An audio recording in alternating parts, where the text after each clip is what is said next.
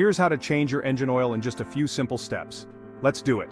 You'll need new oil filter, wrench, funnel, oil pan. First, park your car on a level surface and turn off the engine. Remove the oil cap to allow airflow. Next, place the oil pan under the engine and remove the drain plug. Let the old oil drain completely. While it drains, replace the oil filter. Use the wrench to unscrew it, then install the new one.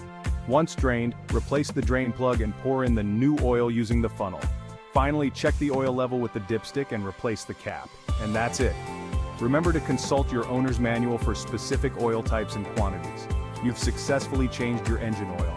Like and subscribe.